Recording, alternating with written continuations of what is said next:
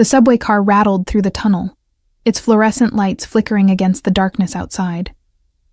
Isabella Reyes gripped the overhead rail, her cleaning uniform still damp from the office building she'd just finished scrubbing. Her shoulders ached, her feet throbbed, and the weight of unpaid bills pressed against her chest like a physical thing. She closed her eyes, mentally calculating. Rent due in 5 days. Marco's school supplies needed yesterday. The pharmacy had called twice about Dad's old medical bills they'd somehow inherited. The numbers never added up, no matter how many times she rearranged them in her head. The train lurched. Isabella's eyes snapped open as a leather wallet tumbled from the briefcase of the man standing 2 feet away.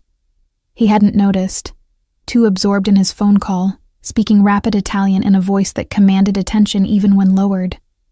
The wallet landed near her scuffed sneakers, expensive and heavy, probably holding more cash than she made in a month.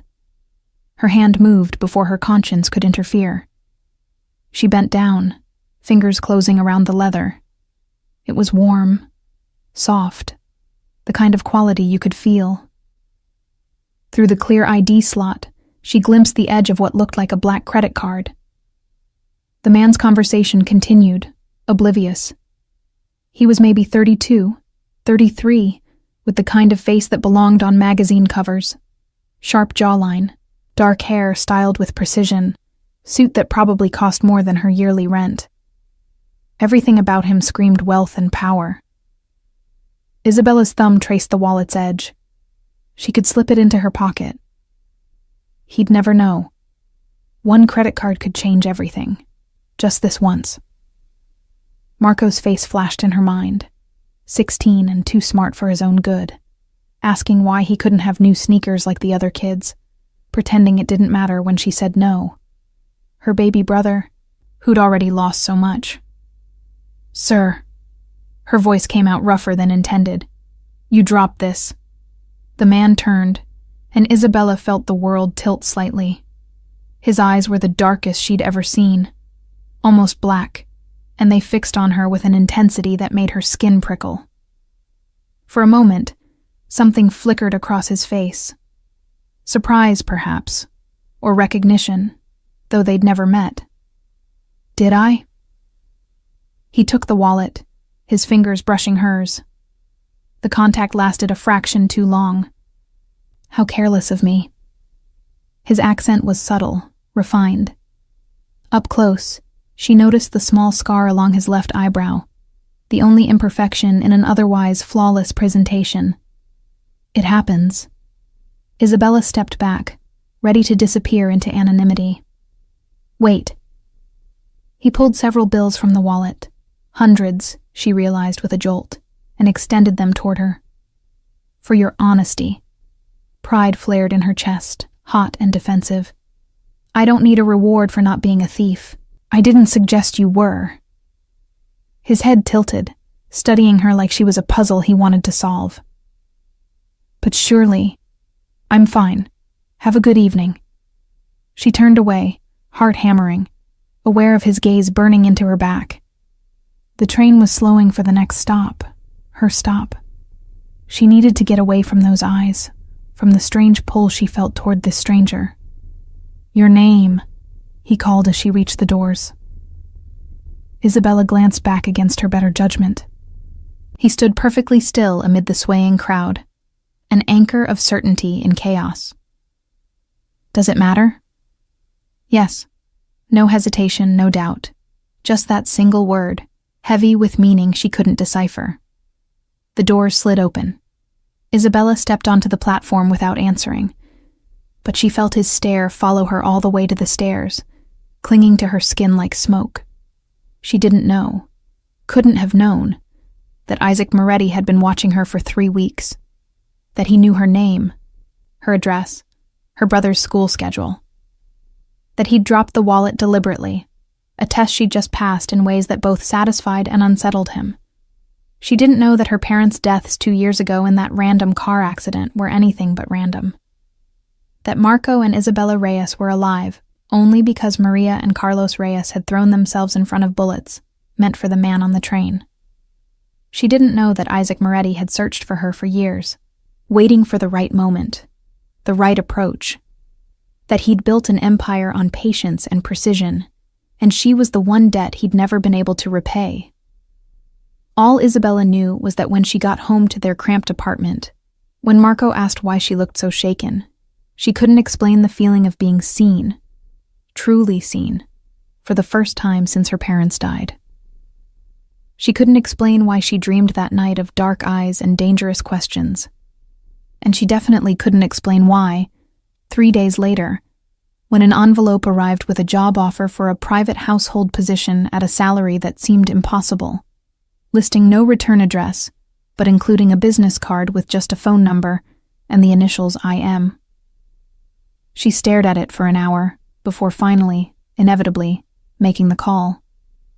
The voice that answered was familiar, smooth as expensive whiskey. "I was hoping you'd reconsider my offer, Isabella." Her name in his mouth sent electricity down her spine. "You never made an offer. And how do you know?" "The position is simple. My household requires management. You require financial stability. The terms are more than generous." "This is insane. I don't know you." "No," he agreed, something dark threading through his tone. "But I know you. Interview is tomorrow at 10. The address is on the card. Don't be late." He hung up before she could refuse. Isabella sat in her tiny kitchen, the card burning in her hand, every instinct screaming danger. This was how people disappeared. This was how lives were ruined. But Marco needed new glasses. The landlord had started leaving threatening notes. Her waitressing job barely covered food. She thought of her mother's voice, the last thing she'd said before the accident. "Protect your brother, whatever it takes, whatever it takes." The next morning, Isabella stood before a mansion that belonged in movies, not reality. 3 stories of old-world elegance, gardens that could swallow her entire neighborhood, gates that whispered of secrets and security. A man in a black suit opened the door before she knocked. Ex-military, she guessed from his bearing. He led her through halls that echoed with wealth, past artwork that probably cost more than her parents had earned in their entire lives. Isaac Moretti waited in a study lined with books in multiple languages. He stood by the window, backlit by morning sun, and when he turned, Isabella understood with sudden clarity that she'd walked into something far more complex than a job interview. "You came." Satisfaction colored his words. "The money is substantial. It's fair compensation for what I'm asking, which is complete discretion, absolute loyalty, and trust." He moved closer, each step deliberate. "Can you give me those things, Isabella?" The way he said her name should be illegal. "I don't even know what you do." Import and export, family business. Technically true, though the family business involved considerably more than legitimate shipping. That's vague. "It's sufficient." He gestured to a contract on the desk. "Room and board included. Your brother can live here too. There's excellent private schools nearby. Full benefits. All your current debts paid immediately." Isabella's breath caught. "How do you know about—" "I make it my business to know the people I employ." His eyes held hers. "You're drowning, Isabella. I'm offering you a lifeline. The question is whether you're brave enough to take it." Every reasonable bone in her body screamed no. But she thought of Marco's college fund. Non-existent. Her mother's medical bills. Crushing. The cramped apartment where roaches crawled through the walls. She thought of dark eyes on a subway platform, seeing her when the world usually looked through her. "If I say yes," she said slowly, "what happens?" Isaac smiled, and it transformed his face from handsome to devastating. "Then your life changes, completely, irrevocably." He didn't say, "I've been waiting 2 years for this moment." He didn't say, "Your parents saved my life, and I'll spend mine repaying that debt." He didn't say, "I've been obsessed with you since I saw your photo in the investigation file, since I learned what they sacrificed, since I decided you were mine to protect." He just extended his hand, patient and certain, and waited for Isabella Reyes to step into the trap he'd baited with kindness and cash. When her fingers met his, sealing the agreement, Isaac felt satisfaction settle deep in his chest. The game had begun. She didn't know the rules yet, didn't understand she'd been a player since birth. But she would learn. They had all the time in the world. The first week, Isabella barely saw Isaac. She'd expected.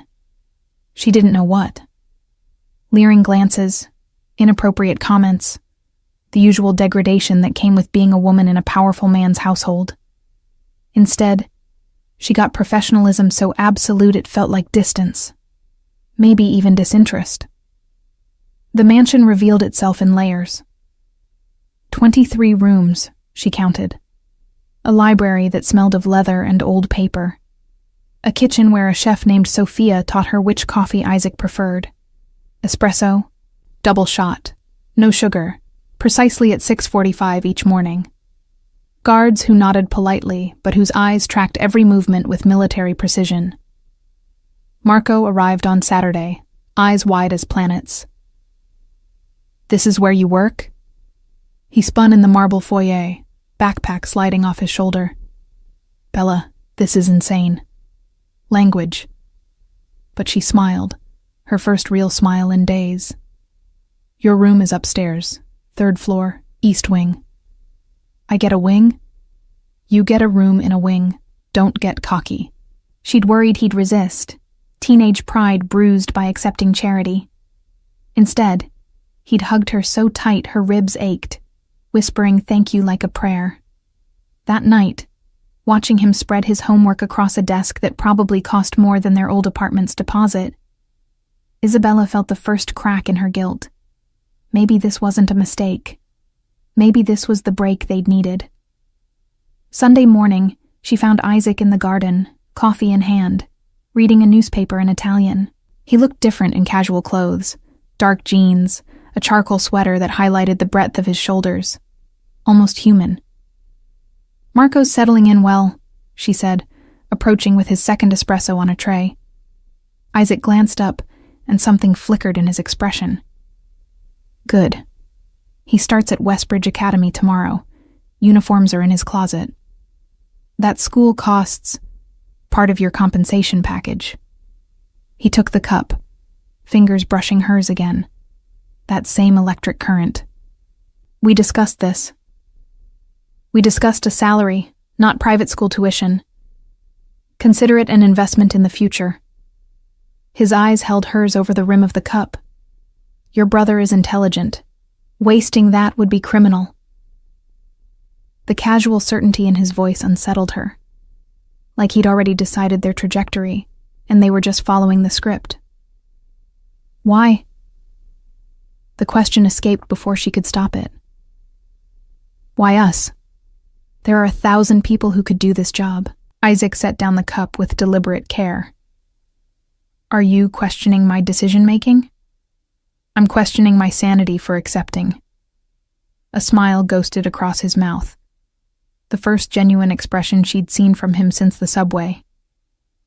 "You accepted because you're smart enough to recognize opportunity and desperate enough to take a risk. That's not an answer. It's the only one you're getting today." He stood, and Isabella was reminded of how tall he was, how he moved with a predator's grace. "Tonight there's a dinner. Business associates. You'll attend." Her stomach dropped. "As staff?" "As my companion. I'm a housekeeper, not an escort. You're whatever I need you to be." His voice didn't rise, but something in it made her spine straighten. Then softer. "The dress is in your room. Hair and makeup at 6. Non-negotiable." He walked away before she could protest, leaving her standing in the garden with a half-empty tray and a growing certainty that she'd signed a contract with clauses she couldn't read. The dress was emerald silk, designer label, and fit her like it had been made for her body specifically. Because she realized with creeping unease as she zipped it up. It probably had been. The measurements were too perfect to be coincidence. How long had he been planning this? Sophia knocked at 6 sharp. Mr. Moretti sent me to help. By 6:45, Isabella barely recognized herself. Her dark hair fell in elegant waves. Makeup emphasized her eyes, made her lips look fuller, her skin luminous. The woman in the mirror looked expensive, sophisticated, dangerous. She looked like she belonged in Isaac's world. The thought terrified her. Isaac waited at the bottom of the stairs, devastating in a black tuxedo. When he saw her, something primal flashed through his eyes, possession, hunger, satisfaction, before his expression smoothed into approval. Perfect. He offered his arm. Shall we? The car ride was silent, charged with tension Isabella couldn't name. She felt his gaze on her, studying, assessing. When she finally looked over, he didn't look away. Rules for tonight, he said quietly. Stay close to me. Don't answer questions about yourself. If anyone makes you uncomfortable, tell me immediately. What kind of business associates make their guests uncomfortable? His jaw tightened. The profitable kind. The restaurant was exclusive, the kind without prices on menus. Their table overlooked the city, candlelight reflecting off crystal and silver. 3 men already waited, older, expensively dressed, eyes sharp and calculating. Isaac. The oldest stood, clasping his hand. Finally bringing someone to our little gatherings. We were beginning to worry about you. Gentlemen, Isabella Reyes. Isaac's hand settled at the small of her back, warm and possessive. Isabella, these are business partners. Nothing you hear tonight leaves this table. She should have been offended by the presumption. Instead, sitting among men who discussed shipping routes and territorial agreements in coded language, she felt Isaac's protection like a shield. His hand never left her back. When one man's gaze lingered too long, Isaac's fingers tightened, and the man looked away immediately. They were afraid of him, she realized. These powerful men with their watches that cost cars, they were terrified of Isaac Moretti. What exactly had she walked into? Your family history is fascinating, one man said to her, and Isabella's blood froze. Reyes, that's an interesting name in this city. Isaac's expression didn't change, but she felt him go still. Isabella's personal history is irrelevant to our business. Of course, but the man smiled like he knew secrets. Just making conversation. The rest of the dinner passed in a blur. Isabella smiled, nodded, said nothing substantial, and tried to ignore the weight of knowing she was surrounded by men who discussed territory like generals and profit margins like warlords. In the car afterward, silence stretched thick and dangerous. You handled yourself well, Isaac finally said. Was that a test? Everything is a test, Isabella. You're just now realizing it? She turned to face him in the dim interior. Who are you, really? You know who I am. Import-export doesn't require armed guards and business dinners where everyone speaks in code. Doesn't it? His eyes were black in the darkness, unreadable. You're smarter than to ask questions you don't want answered. Maybe I want answers. No. He leaned closer, and her breath caught. You want safety, security, a future for your brother. I'm giving you all of that. What I do to provide it is my concern, not yours. That's not fair. Fair? His laugh was bitter. You want fair, Isabella? Your parents died protecting someone else's child.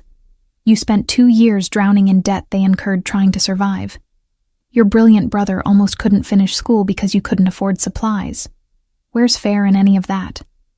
She recoiled. How do you know about my parents?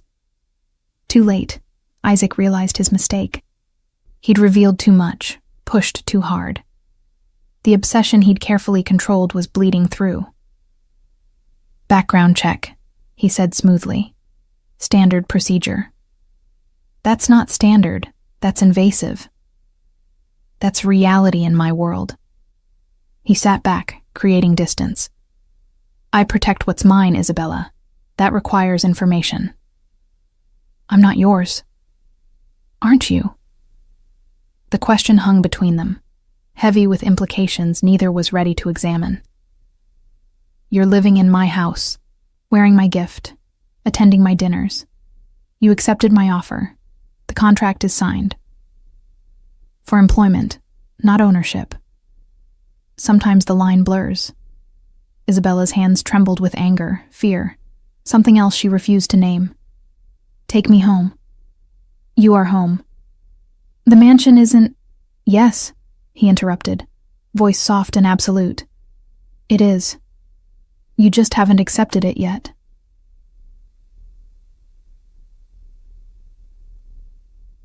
3 months passed in a strange dream. Marco thrived at Westbridge, made friends, joined the robotics team.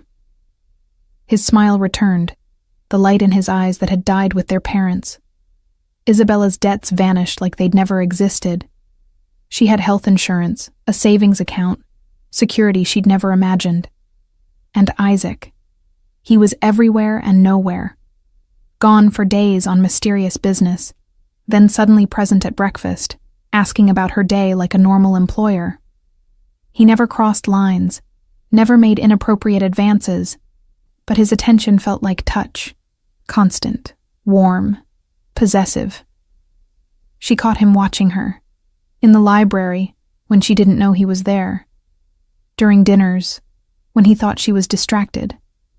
His gaze was hungry, desperate, controlled only by what seemed like immense willpower. "Mr. Moretti has feelings for you," Sophia said one morning, matter of fact, while chopping vegetables. Isabella nearly dropped the coffee pot. "That's inappropriate. That's obvious. The man looks at you like you're oxygen and he's drowning." Sophia smiled. "Question is, how do you feel about him?" Isabella didn't answer. Couldn't answer. Because the truth was complicated and terrifying. She'd started to care. It crept up slowly, noticing when he was tired, leaving his favorite cookies in the library, feeling her heart lift when his car pulled through the gates. She memorized his routines, his preferences, the small scar on his eyebrow she wanted to trace with her fingers. When he smiled at her, really smiled, rare and genuine, she felt powerful and fragile simultaneously. This was dangerous. This was exactly what she'd feared. The shift happened on a Tuesday. Isabella was in the library, cataloging books, a task Isaac had requested personally, saying he wanted organization, but really, she suspected, wanting to keep her close. Rain hammered the windows, thunder rumbled. Isaac entered without knocking, soaked from the storm, tension radiating from every line of his body. "Bad day?" she ventured. "Complicated."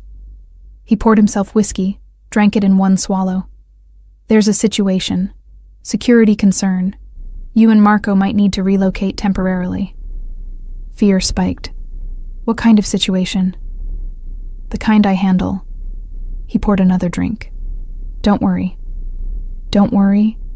You just said we might need to relocate." "Isabella." He crossed to her, fast enough to startle. His hands framed her face, thumbs brushing her cheekbones. "I will never let anything happen to you. Do you understand? Never." The intensity in his eyes stole her breath.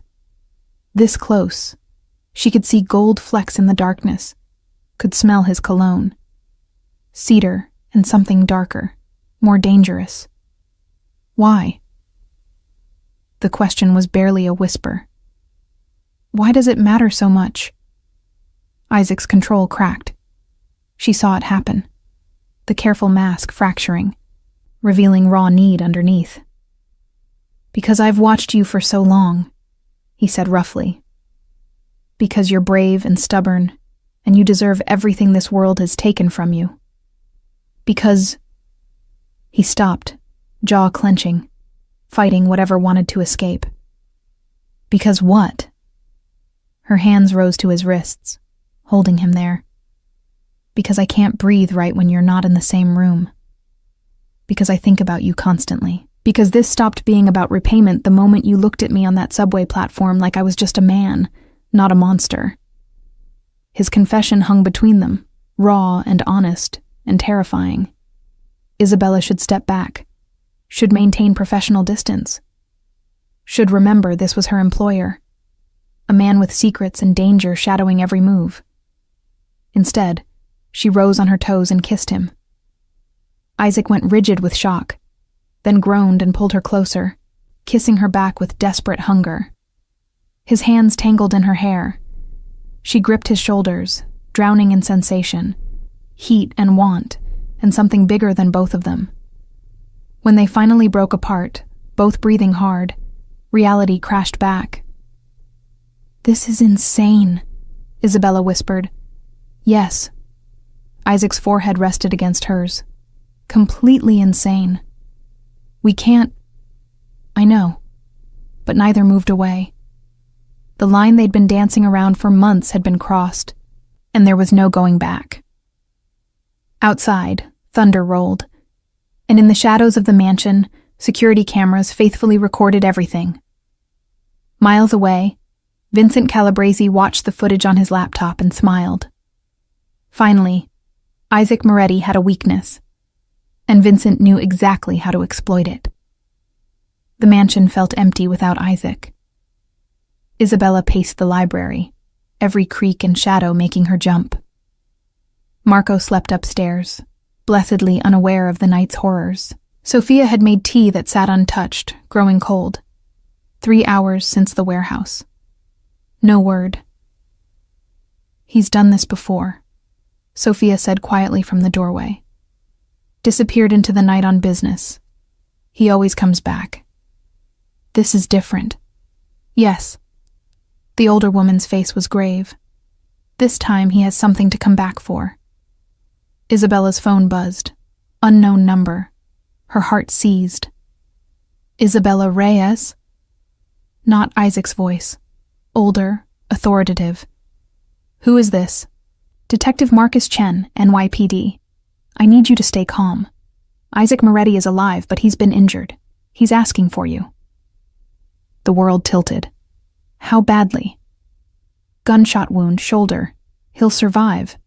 But there's complications. Can you come to Mercy General? And Miss Reyes, come alone.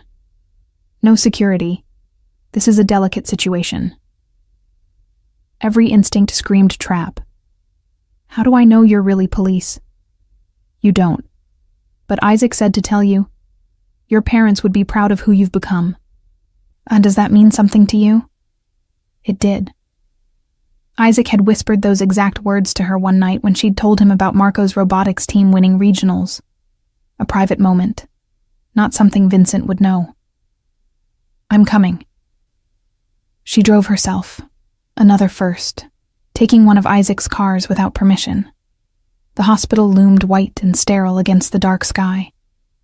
Detective Chen met her in the lobby.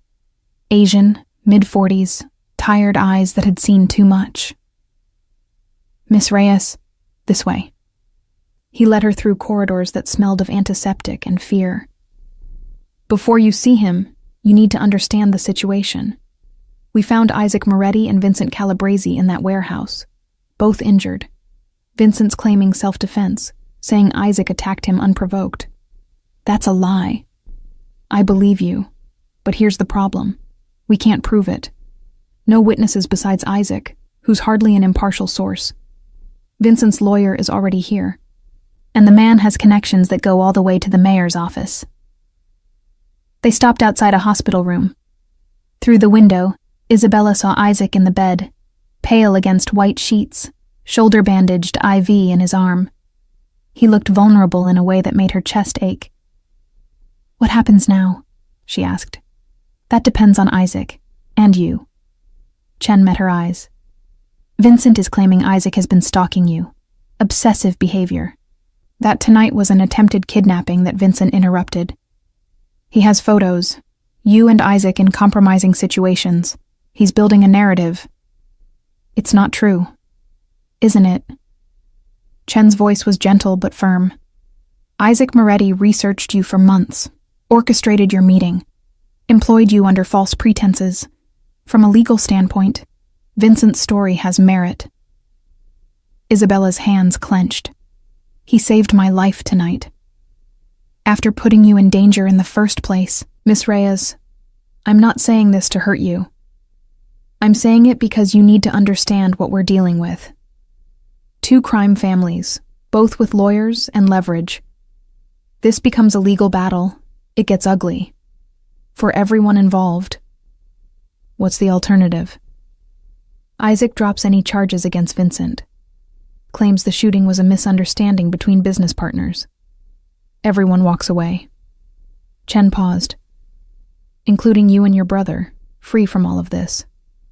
You're asking him to let Vincent go. I'm asking you to convince him, because if this goes to trial, your life gets dissected. Your parents' deaths get investigated. Every moment between you and Isaac gets scrutinized. And at the end, both men probably walk anyway because that's how the system works when enough money is involved. Chen opened the door. He's been asking for you. 5 minutes. Inside, Isaac's eyes found hers immediately. He tried to sit up, winced, and fell back. You shouldn't be here, he said hoarsely. If Vincent finds out... Vincent's in custody, Detective Chen explained. Isabella crossed to the bed, hands trembling. You got shot. Barely grazed. A lie. She could see the pain in the set of his jaw. Worth it. Isaac. He's alive. Bitterness dripped from every word. I had the shot. Perfect angle. Could have ended it. But I thought of you, of Marco, of the life you deserve. I couldn't make you complicit in murder, so I aimed low, and he got a shot off before my men subdued him. You let him live for me. For us. His hand found hers, squeezed weakly. I'm done, Isabella. Done with the violence, the territory wars, the endless cycle. Vincent can have it all if it means you're safe. Chen said if you drop the charges, everyone walks. Yes. Including you and me. Isaac's eyes searched hers. What are you saying? Isabella took a shaky breath. I'm saying I understand now. My parents died protecting someone they didn't know, because that's who they were. People who helped when they saw someone in trouble. They would have done it for anyone, but they did it for you. Bella, let me finish. She sat on the edge of the bed, careful of his injuries. You spent 2 years consumed by guilt, trying to repay an impossible debt. You lied to me, manipulated me, orchestrated everything. That was wrong. That hurt. He closed his eyes, accepting the condemnation. But you also gave me my life back. You saved Marco's future. You gave us safety and security and hope when we had nothing. And somewhere in all those lies, you fell in love with me. Really, genuinely in love. From the first moment, he whispered. The subway platform. You looked so tired and proud and determined. I knew then I was lost. Vincent said you're obsessed. I am, completely. It's not healthy, it's not normal, but it's real. His eyes opened, meeting hers with raw honesty. I will love you obsessively for the rest of my life, Isabella. The question is whether you can live with that, whether you can forgive me enough to try. I don't know, she admitted. I don't know if I can trust you again, if I can forget that everything started with lies. I don't expect you to forget. I'm asking you to let me prove I'm more than my worst decisions. Silence stretched between them, heavy with possibility and pain. My parents saved you because that's what good people do, Isabella finally said. They would want me to be good too, to see beyond the manipulation to the broken man trying to do right in the only way he knew how. Hope flickered in Isaac's expression. So here's what happens, she continued, voice steady despite her racing heart. You drop the charges. You walk away from Vincent, from the territory war, from all of it. You go legitimate, really legitimate. No more front businesses, no more coded conversations, no more violence. I can do that. And you give me time, space to process this, to figure out who I am outside of your influence. Marco and I move into our own place. You pay for it if you want. I know you will anyway, but we have separation. Real separation. Pain crossed his face, but he nodded. How long? As long as it takes. Maybe weeks, maybe months. Maybe I decide I can't do this and we go our separate ways. And if you do decide you can't, his voice cracked. If you walk away permanently, then you let me go, completely. No following, no orchestrating, no more tests. She squeezed his hand. That's the deal. My terms. Non-negotiable. And if you decide you can forgive me, if you decide to try. Isabella allowed herself a small smile. Then you spend the rest of your life making it up to me, being the man my parents saw that night on Route 9, the one worth saving. Isaac pulled her hand to his lips, kissed her knuckles despite the IV and pain. I'll do it, all of it, whatever you need. Good. She stood, creating distance before she could change her mind. Detective Chen is waiting. Tell him you're dropping everything, that it was a misunderstanding between business associates. Bella. And Isaac? She paused at the door. Thank you for coming for me tonight, for being willing to die for me. That meant something. It doesn't erase the lies, but it means something. Then she left before the tears could fall, before she could run back and tell him she forgave him, that she loved him despite everything. In the hallway, Detective Chen waited. He'll drop the charges, Isabella said. It's over. Good, that's smart. Chen studied her. For what it's worth, I've seen Isaac Moretti in interrogation rooms. The man is usually ice. But when he talks about you, he's human, flawed and desperate and human. That's rare in this world. Is that supposed to make me feel better? It's supposed to help you make an informed decision. He handed her a card. If you need anything, protection, resources, just someone to talk to who knows this world, call me. Isabella took the card, added it to the collection in her purse. Vincent's, Chen's, a whole deck of complications. She drove home as dawn broke over the city, painting everything gold and new. 6 months later. The cafe was small, tucked into a neighborhood Isabella had chosen specifically because it was nowhere Isaac would expect. She and Marco had moved into a modest brownstone apartment, 2 bedrooms, safe neighborhood, close to Westbridge Academy.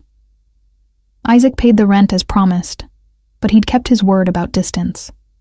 No surprise visits, no orchestrated meetings, just a single text each week, thinking of you. I hope you're well. She never responded, but she never blocked him either. You're doing that thing again, Marco said, stirring his hot chocolate. At 16, he was nearly as tall as their father had been, with the same thoughtful eyes. The staring into space thing. Sorry, distracted. By a certain Italian guy who's been going legitimate? Her brother's smile was knowing. Sophia calls me sometimes. Says his business is totally clean now. Boring imports and exports. Actual shipping manifests and everything. Sophia shouldn't be calling you. She cares. They all care. Marco leaned back, studying her with an intensity that reminded her uncomfortably of Isaac. The question is, do you? It's complicated. It's not, though. Either you love him or you don't. Either you can forgive him or you can't. When did you get so wise? I've always been wise. You're just usually too stressed to notice. He softened. Bella, I'm not saying forgive him today. I'm saying don't let fear make your decisions. Mom and Dad didn't. They saw someone who needed help and they helped. Consequences be damned. They died, Marco. They died being exactly who they wanted to be. Heroes. Can you say the same about how you're living now? In this holding pattern, refusing to move forward or back.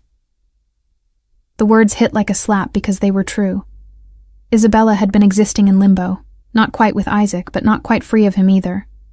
Waiting for certainty that would never come. Waiting for the hurt to disappear completely, which it never would. Her phone buzzed. Unknown number. She almost ignored it, then recognized the area code. The hospital. Miss Reyes, this is Mercy General. Isaac Moretti has been admitted. He's asking for you. Her blood froze. What happened? Car accident. He's stable, but he's refusing treatment until someone confirms you've been notified. That's ridiculous. Tell him. Miss Reyes, he's been in a trauma room for 2 hours. He won't let us set his broken ribs or treat his concussion until we confirm you're safe. He keeps saying Vincent might have targeted you too. Impossible. Stubborn. Obsessive man. I'm coming.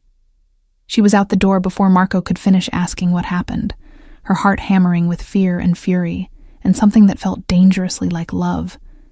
The hospital felt too familiar. Different room, same desperate energy. Isaac sat on an exam table, bruised and bleeding, arguing with a doctor. I don't care about the ribs. Call Isabella Reyes. Make sure she's... He stopped mid-sentence as she burst through the door. You're okay. Relief flooded his face, followed immediately by pain as the movement jarred his injuries. You're okay. I'm fine. You're the one in the hospital, you stubborn idiot. She turned to the doctor. What does he need?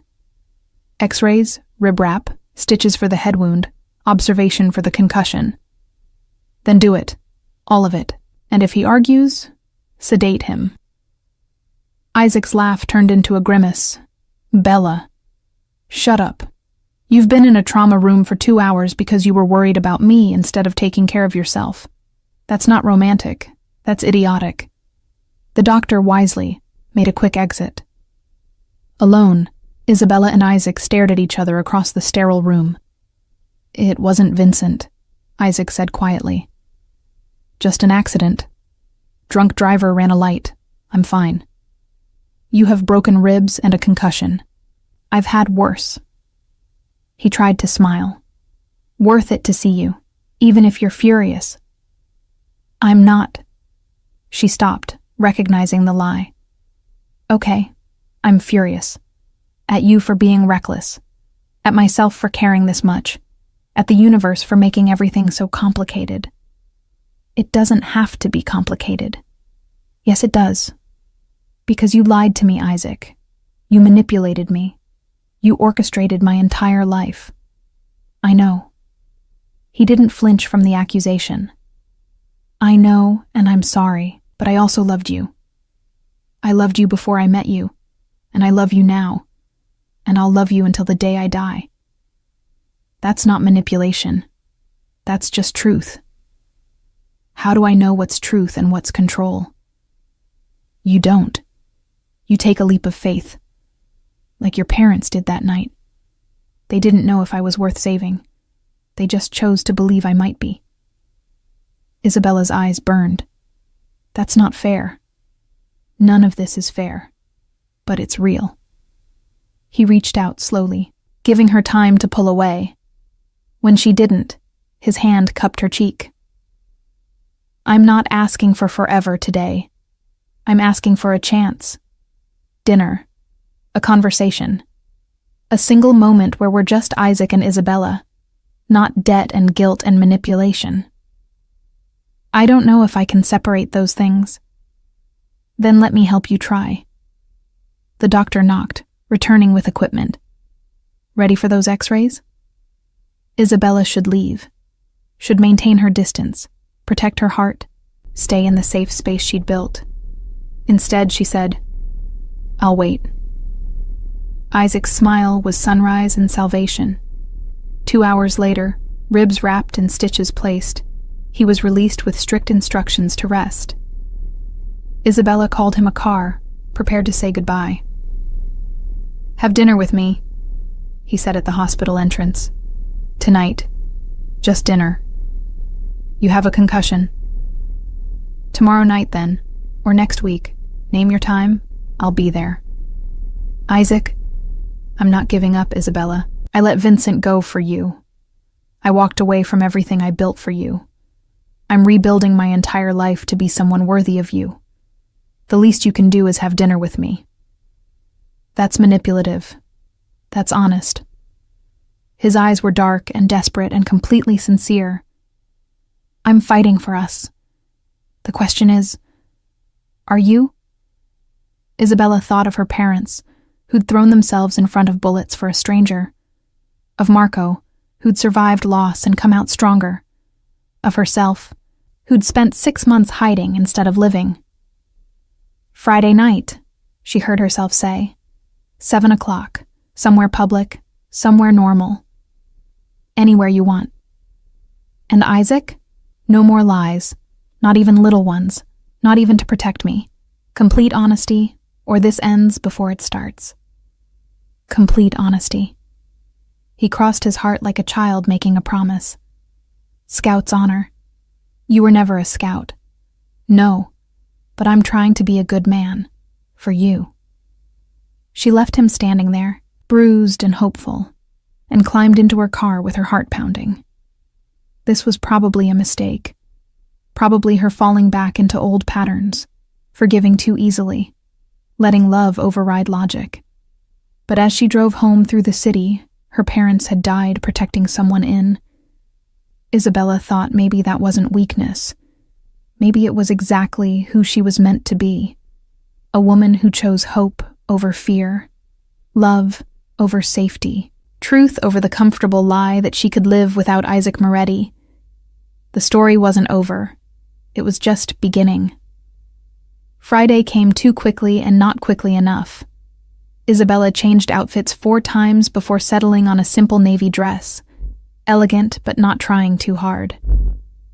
She wore her hair down, minimal makeup, her mother's small gold earrings. Looking in the mirror, she saw someone caught between 2 worlds. The woman she'd been before Isaac, and whoever she was becoming now. Marco whistled when she emerged from her bedroom. "You look beautiful." "It's just dinner." "Right. Just dinner with the guy who's been in love with you for 2 years and completely restructured his life on the chance you might forgive him. Super casual." "You're not helping." "I'm not trying to help. I'm trying to make you see what's obvious to everyone else." He hugged her, grown tall enough now that she fit under his chin. "Mom and Dad would want you to be happy, Bella. Not safe, not careful, happy. What if happy and safe are the same thing? Then you wouldn't be this nervous about dinner." The restaurant Isaac had chosen was perfect. A small Italian place in the village, warm and intimate without being ostentatious. When Isabella arrived, he was already there, standing outside despite the autumn chill. He looked different. Still handsome, still commanding, but softer somehow. He wore a simple gray sweater, dark jeans, no visible designer labels. His hair was slightly mussed, like he'd run his hands through it nervously. The scar above his eyebrow stood out in the streetlight. "You came," he said, and the relief in his voice made her chest ache. "I said I would." "I know, but I was afraid." He stopped, smiled ruefully. "Complete honesty, right? I was terrified you'd change your mind. I've been standing here for 40 minutes. The reservation isn't until 7. I know. Told you. Terrified." Something in Isabella's heart softened. This wasn't the controlled, calculating man who'd orchestrated her employment. This was someone vulnerable and uncertain, waiting in the cold because he couldn't risk being late. Shall we? He offered his arm, tentative. She took it. Inside, the restaurant smelled of garlic and wine and memories. They were seated in a corner booth, candles flickering between them, casting shadows that made Isaac's face a study in contrasts. Light and dark, hope and fear. I don't know how to do this, Isaac admitted after they'd ordered. Normal dating. I've spent so long planning and controlling everything, I forgot how to just be. Then let's start simple. Tell me something true. Something you've never told anyone. He was quiet for a long moment, fingers tracing patterns on the tablecloth. When he finally spoke, his voice was low and raw. My father died when I was 22. Heart attack. Sudden. Everyone said I was ready to take over the business, that he'd trained me well. But I wasn't ready. I was terrified. The first year, I made mistakes that cost lives. Not directly, but consequences of my decisions. There was a shipment dispute, and I chose pride over compromise. 3 men died in the resulting conflict. Isabella reached across the table, covered his hand with hers. He looked up, surprised. I carry their names with me. Antonio, Marcus, Chen. No relation to the detective. I visit their families every year on the anniversary. Anonymous donations. But I need to see that they're okay. That their kids are growing up safe. He turned his hand over, lacing their fingers together. Your parents weren't the first people who died because of my world, but they were the first who died saving me instead of because of me. That's why I couldn't let you go. Why I had to make it right. You can't fix the past by controlling the future.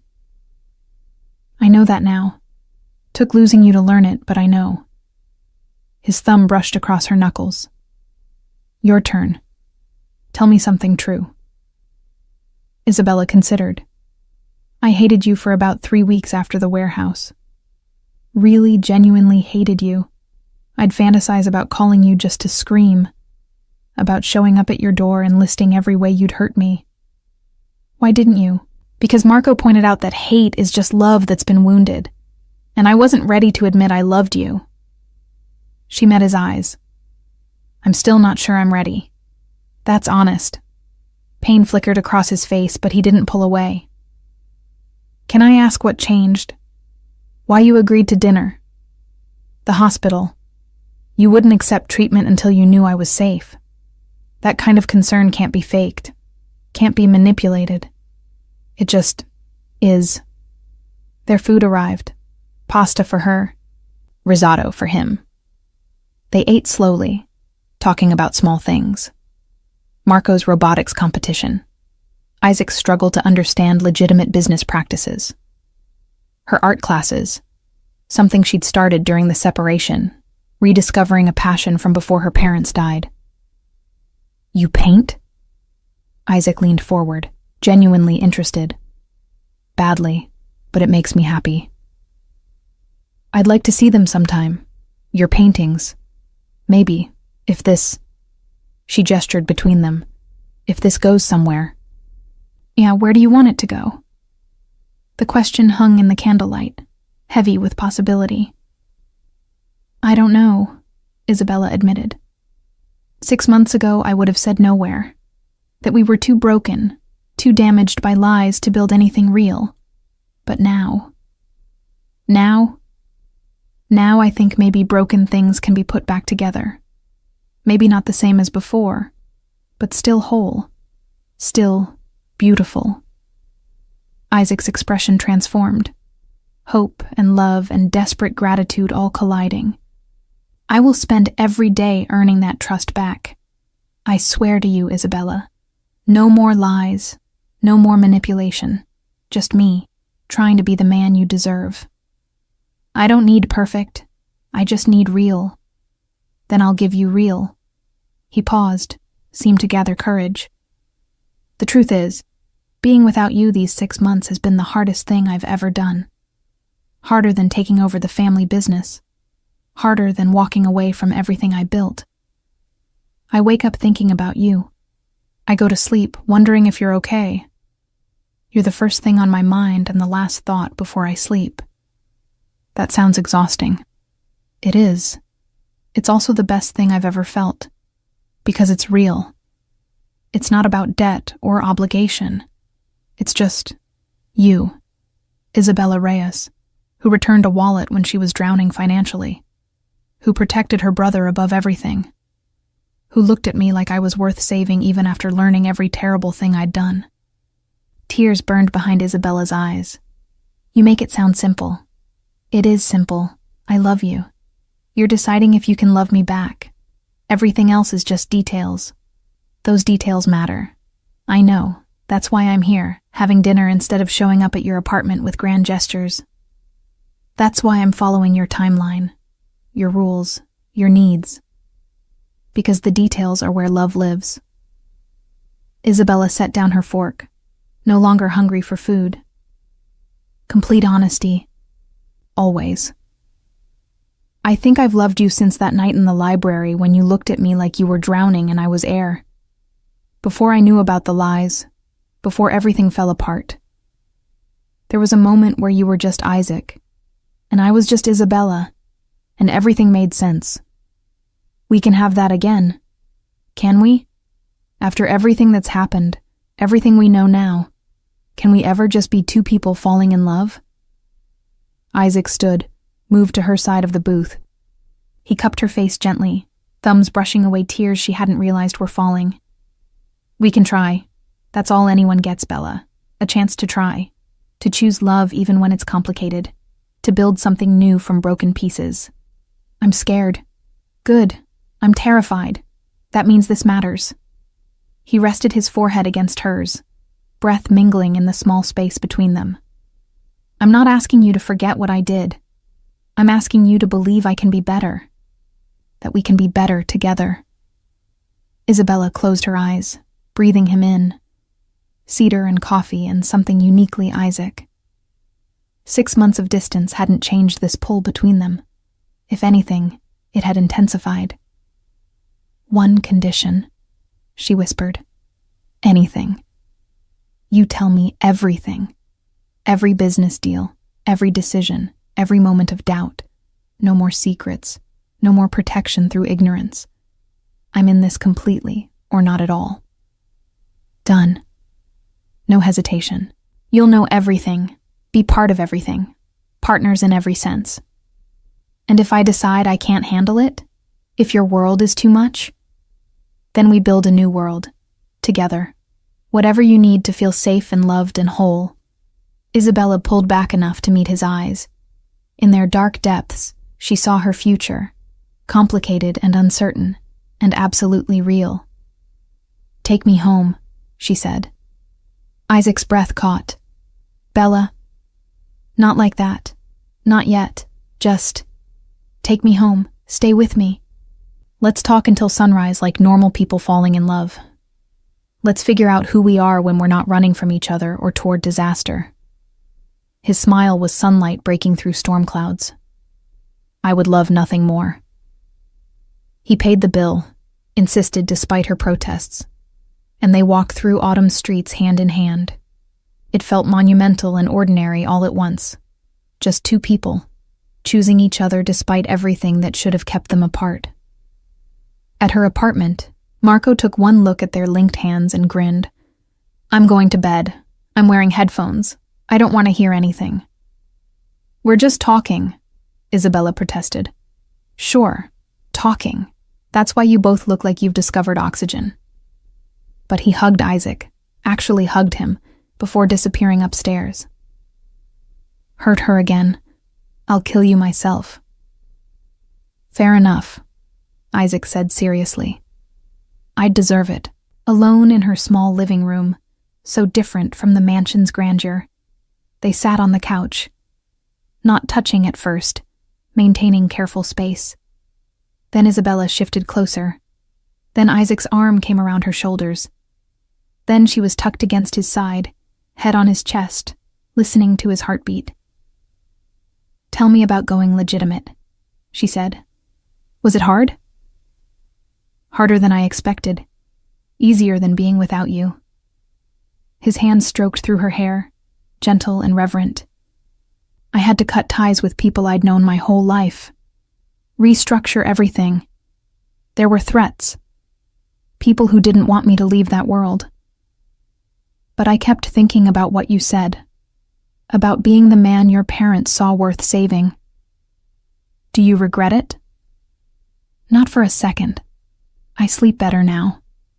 Don't wake up wondering if today's the day someone takes a shot at me. Don't carry a gun everywhere. He laughed softly. I'm boring now. Legitimate imports, proper paperwork, everything above board. The most exciting thing that happens is arguing with customs about tariffs. You're not boring. No, you're just human. I think I like human Isaac better than crime lord Isaac. Good, because human Isaac is all I've got left to offer. He pressed a kiss to her temple. That and obsessive devotion. Fair warning. I'm still going to love you in ways that are probably unhealthy by normal standards. I'm counting on it. She tilted her head back, meeting his eyes. I need that intensity. I just need it focused on building instead of controlling. I can do that. They talked until dawn painted the windows pink and gold.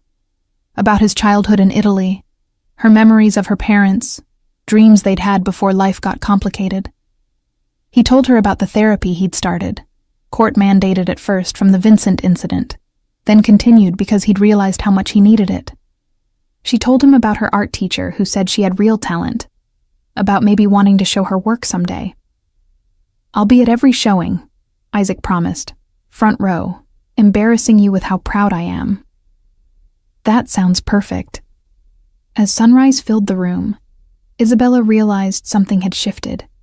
The weight she'd carried for 6 months, anger, hurt, confusion, had lightened. Not disappeared, but transformed into something manageable, something that could coexist with love. Stay, she said when Isaac moved to leave. Just to sleep. We're not. I know. Just sleep. He smiled, understanding. I'd like nothing more than to hold you while you sleep, if that's okay. It was more than okay. In her small bedroom, they lay tangled together, fully clothed, nothing more than hands clasped and breath shared. Isabella felt safe for the first time in months. Not the false safety of distance, but the real security of knowing someone completely and choosing them anyway. I love you, Isaac whispered against her hair. I know I've said it before, but I need you to hear it again. I love you. Completely. Forever. No conditions. I love you too, Isabella whispered back, and felt him go still with wonder. I probably always have. I just needed time to separate love from fear. And now? Now I'm choosing love. Choosing you. Choosing us. His arms tightened around her. I won't waste this chance. I swear on your parents' memory, on everything I am or could be, I will love you right this time. I know. They slept as morning light filled the room, two broken people who'd found wholeness in each other. Outside, the city moved forward, indifferent to their story, uncaring of their choice. But in that small bedroom in a modest brownstone, Isabella Reyes and Isaac Moretti built something new from the ashes of manipulation and grief. Not perfect. Never perfect. But real. And honest. And completely, irrevocably, theirs. 1 year later. The gallery opening was packed. Artists and critics and curious strangers all crowding to see the new exhibition. Isabella stood in the corner, nervously smoothing her dress, watching people examine her paintings. They love them, Isaac murmured in her ear, sliding an arm around her waist. I told you they would. You're biased. Completely. Doesn't make me wrong. Her collection was called Broken Beautiful, 13 paintings exploring trauma and healing through abstract forms and vivid color. Critics were calling it raw and powerful. The gallery owner had already sold 3 pieces. Marco appeared with champagne, 17 now and taller than both of them. There's a buyer interested in the big one, the red and gold piece. That one's not for sale, Isabella said quickly. Isaac smiled. He knew that painting. She'd called it Route 9, abstract figures frozen in the moment of sacrifice, dark giving way to brilliant light. She'd painted it during therapy, processing her parents' deaths, finally understanding their choice. Smart, Marco said. Some things you keep. Speaking of keeping things, Isaac pulled a small box from his pocket, and Isabella's breath caught. I know we said no grand gestures. I know we're taking things slow. But I've been carrying this for 6 months, waiting for the right moment, and I can't wait anymore. He opened the box. The ring inside was simple. A single diamond on a platinum band, elegant and understated. Marry me, he said simply. Not because of debt or obligation or anything except the fact that I love you, and I want to spend every day for the rest of my life proving it. Marry me because we choose each other. Because broken things put back together are stronger than things that never broke. Isabella's eyes filled with tears. Around them, the gallery had gone quiet, everyone watching. That's the worst proposal I've ever heard, she said, laughing and crying simultaneously. You didn't even make it a question. Okay, Isabella Reyes, love of my life, woman who saved me in every way a person can be saved. Will you marry me? She thought of the subway platform where this started, the library where they first kissed, the warehouse where everything nearly ended. The 6 months of separation that taught them who they were, apart so they could be better together. She thought of her parents, who'd seen someone in trouble and helped without hesitation, who'd taught her that love was a verb, an action, a choice made every single day. Yes, she said clearly, loud enough for everyone to hear. Yes, I'll marry you.